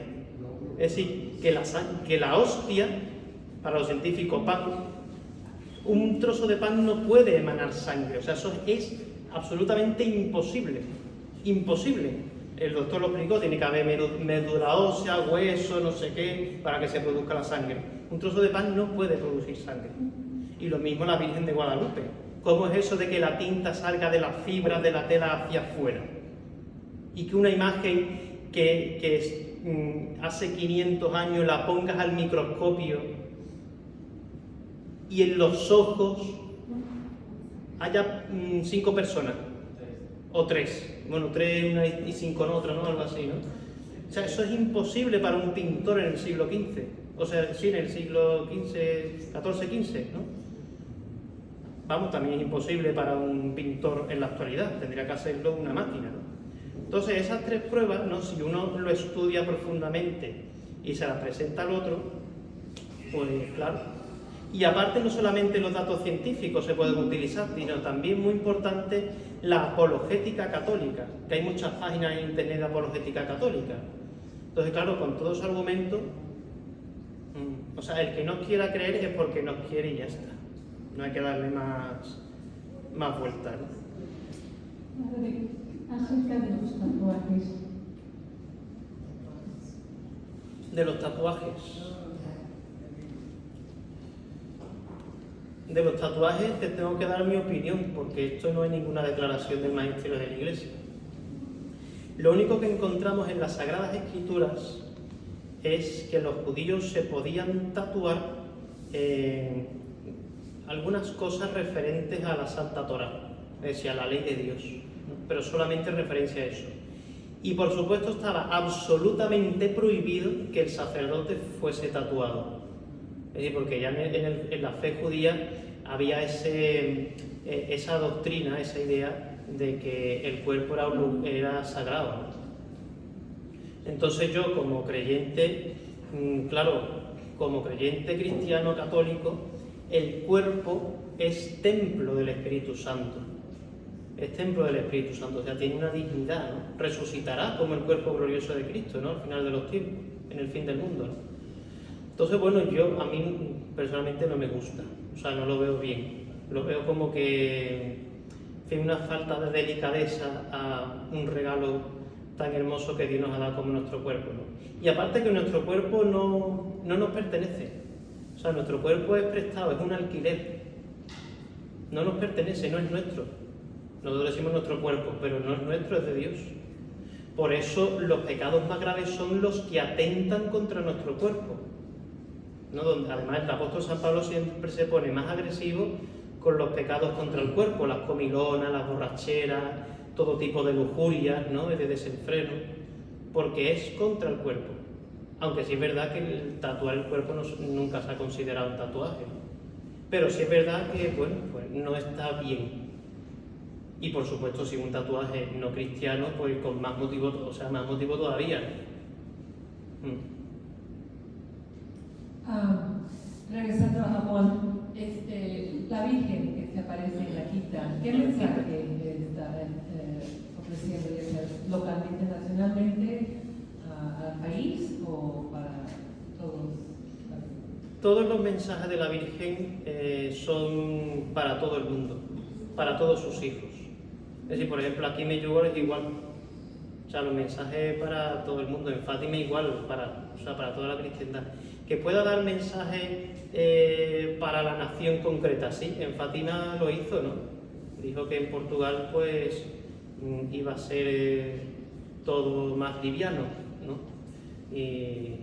Pero lo normal es que sea para toda, o sea, universal, porque el mensaje de la conversión y de la salvación es universal. ¿Pero cuál es el específico para Japón? No lo sé, tendría que investigarlo. No sé.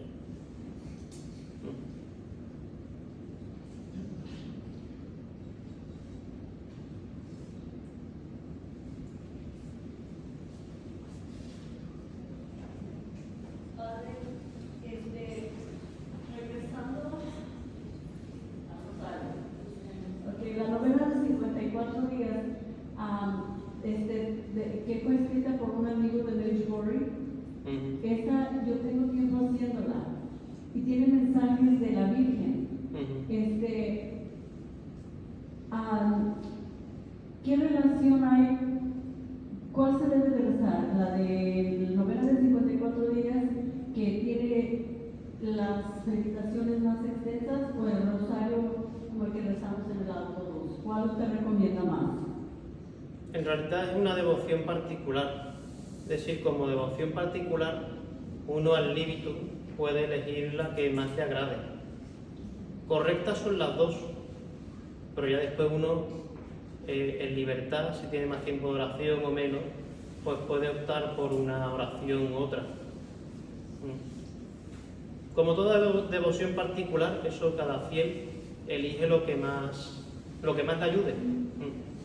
O sea, que no, en las devociones particulares no debe de haber, o sea, la Iglesia no se mete, ¿no?, en qué santo tiene que ser uno devoto, ¿no? O sea, mientras sea todo correcto y aprobado por la Iglesia y eso, cualquiera vale, sí.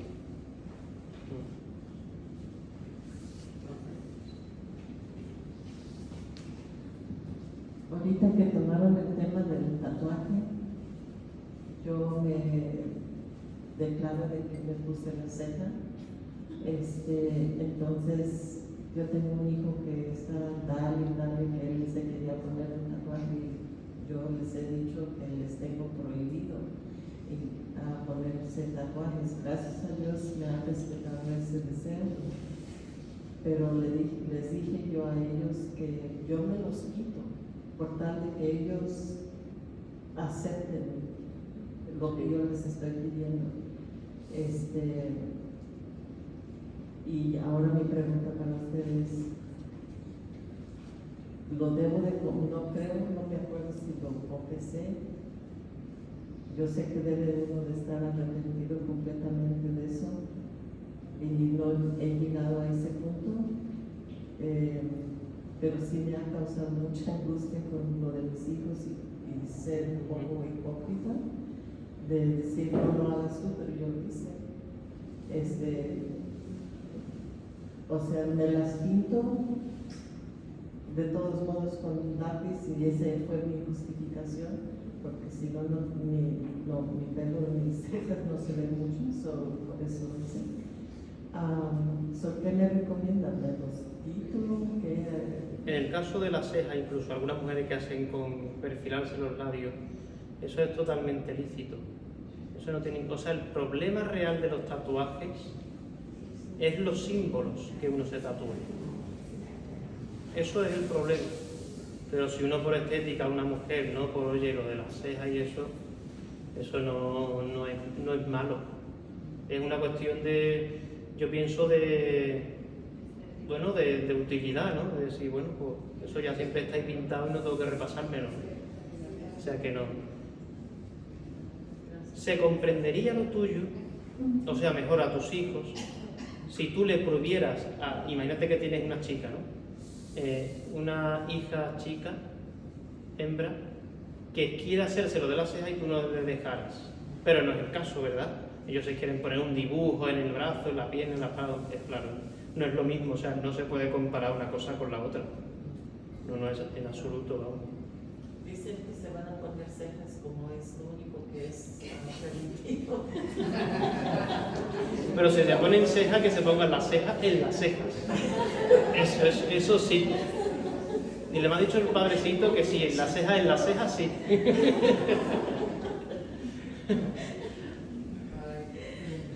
Sí. Bueno, pues nos vamos a adorar al Santísimo, ¿no? ¿Tenía alguna pregunta más? Una última pregunta. Nada, ¿no?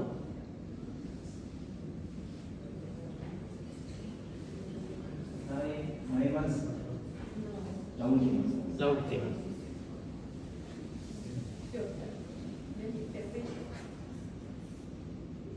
Me queda poca agua.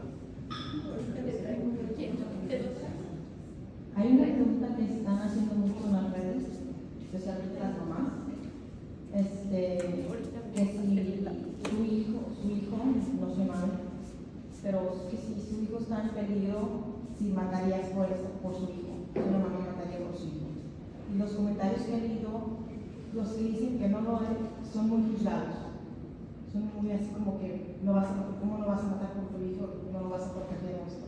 ¿Cuál es ¿cómo se dice? La respuesta ahí? Porque en una los tienes que defender, en otra los mandamientos dicen no matarás. ¿Cuál?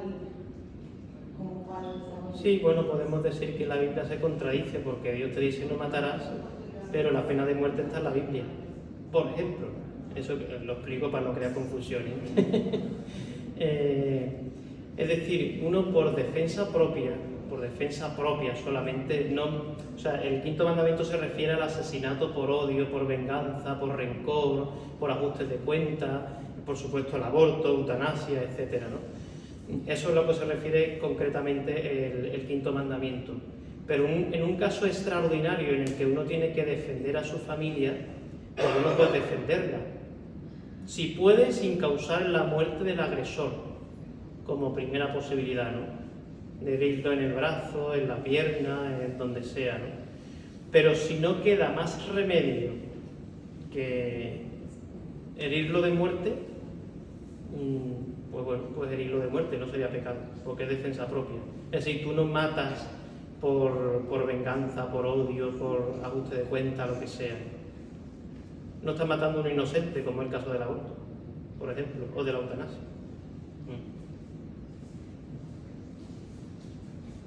Bueno, yo quiero dar mi opinión, padre, unos minutos. Sí. He escuchado con mucha atención todo lo que han dicho ustedes. Los males que aqueja al mundo en esta época, ¿verdad? Yo pienso que todo eso tiene origen porque le hemos perdido el respeto a Jesús Eucaristía. Y entonces ahora buscamos otros medios para solucionar nuestros problemas. Me duele tal cosa, me voy al quiropráctico, me voy al yoga, me voy a todas esas cosas, en vez de venir a doblar la rodilla de Jesús. Me siento mal, me duele la barriga, me voy a preparar un té de hierbas, esas que no se pueden tomar, en vez de venir al doctor de los doctores. Perdemos mucho tiempo, perdóname Lupita, no te quiero ofender, pero perdemos mucho tiempo viendo cosas en internet que no deberíamos ver. Yo personalmente no tengo ninguna red social, solamente WhatsApp para comunicarme con mi familia. Porque pierdas el tiempo, que eso es lo que esta sociedad quiere, perderte el tiempo, que pierdas tu tiempo en cosas que no valen la pena, en vez de estar con Jesús Eucaristía. Y así podría seguir con cada cosa que ustedes han mencionado. Eso para mí es el mal principal que acoja al mundo en esta época. Le hemos perdido el respeto a Jesús Eucaristía. Entonces nos engañan con cosas. Vamos a celebrar Halloween. ¿Podía pasar esa noche de adoración? Por ejemplo. Por ejemplo. Conozco sacerdotes que le dicen a los papás, no salgan, ¿quieres dulces? Yo te traigo tu bolsa de dulces, pero no salgas. O lo que es disfrazarse de santo, que me gusta cómo se llama. Disfrazarse El de santo. Halloween, ¿no se llama? En inglés. Entonces hemos perdido el respeto. Yo estoy estudiando desde hace un año las apariciones de Fátima. Para ser más puntuales, los libros que hemos escrito sobre Lucía, la memoria de Sor Lucía.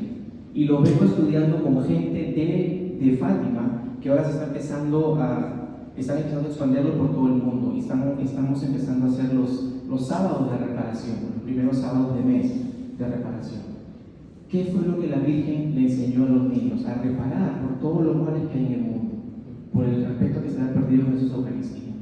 2 niños de 10 y 11 años, Joaquín y Jacinta, que ya hacían reparación por todos los males de este mundo, por el respeto que se le ha perdido en Jesús Eucaristía. Francisco y Jacinta.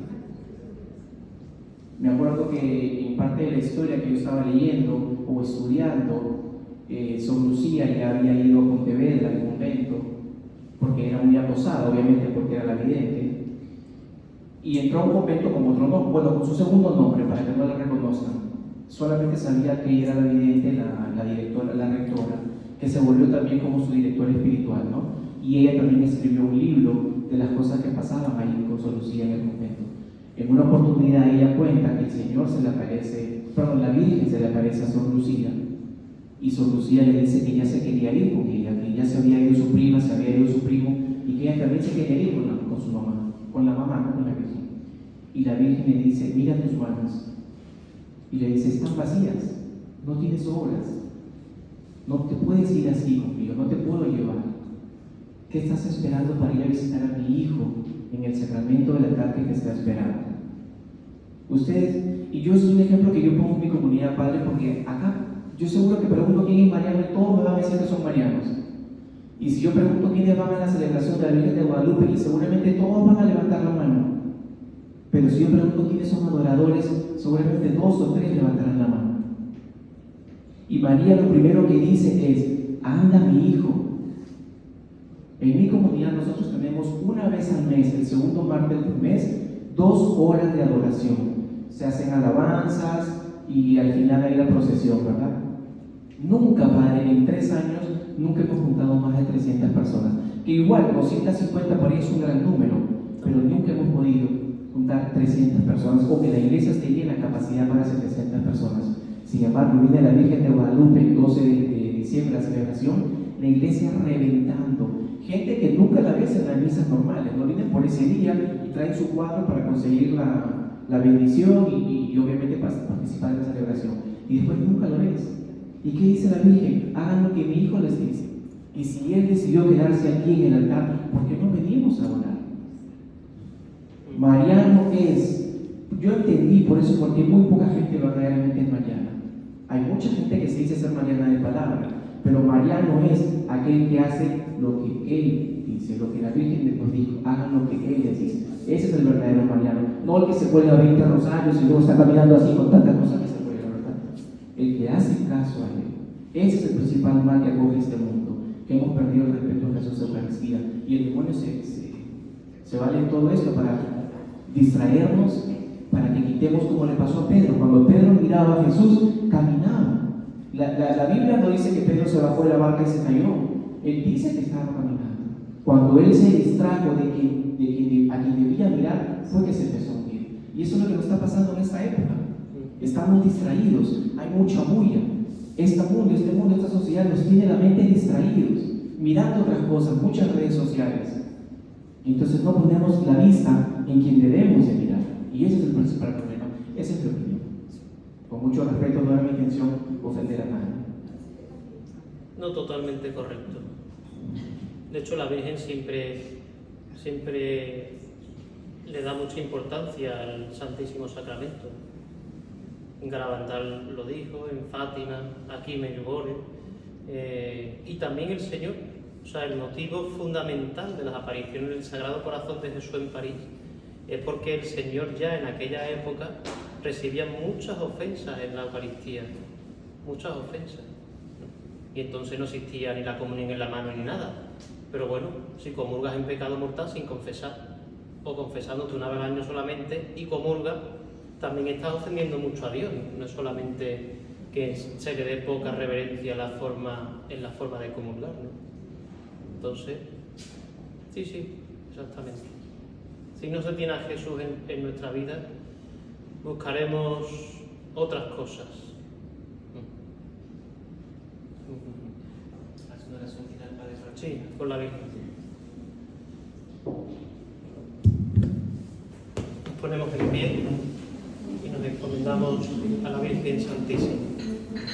Dios te salve, Reina y Madre de misericordia, vida, dulzura y esperanza nuestra. Dios te salve, a ti llamamos los desterrados hijos de Eva, a ti suspiramos, gimiendo y llorando en este valle de lágrimas. Ea pues, Señora, abogada nuestra, vuelve a nosotros esos tus ojos misericordiosos. En este destierro, muéstranos a Jesús, fruto bendito de tu vientre. Oh clementísima, oh piadosa, oh dulce Virgen María, ruega por nosotros, Santa Madre de Dios.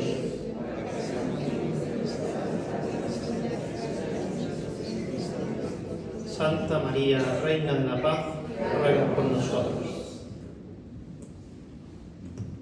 Pues nos vamos a adorar.